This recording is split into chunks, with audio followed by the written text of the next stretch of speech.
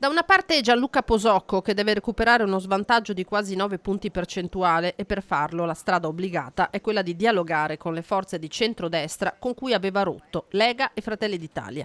Dall'altra Mirella Balliana, che dovrà convincere i suoi elettori a tornare tra 15 giorni alle urne e provare a fare propri i quasi 550 consensi ottenuti da Rete Civica di Luisa Camatta.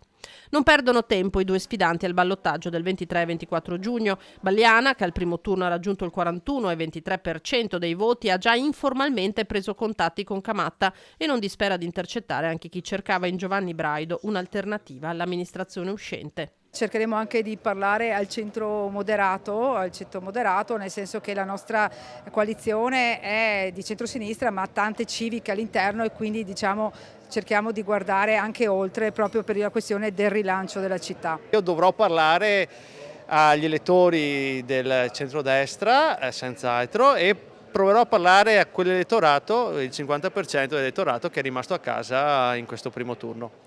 Soprattutto i giovani sotto i 30 anni che non sono andati a votare. Così Posocco forte del 32,60% dei consensi. Ma la vera differenza può farla un ricompattamento del centrodestra. In diretta su Antenna 3 l'oggetto della discordia, Gianantonio Darè, parlando col segretario provinciale del Carroccio Dimitri Coin, ha tentato un abboccamento. Se troveremo la quadra potremo essere e diventare ancora quello che siamo sempre stati.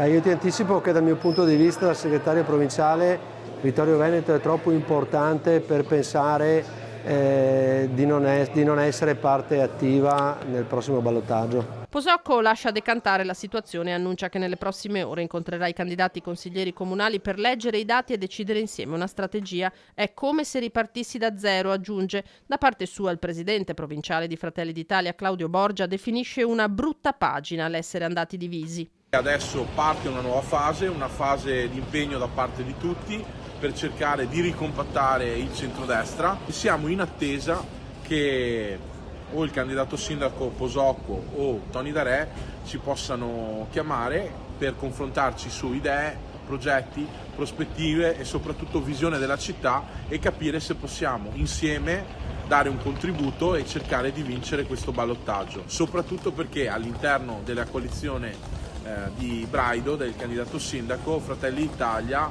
è risultata comunque il primo partito.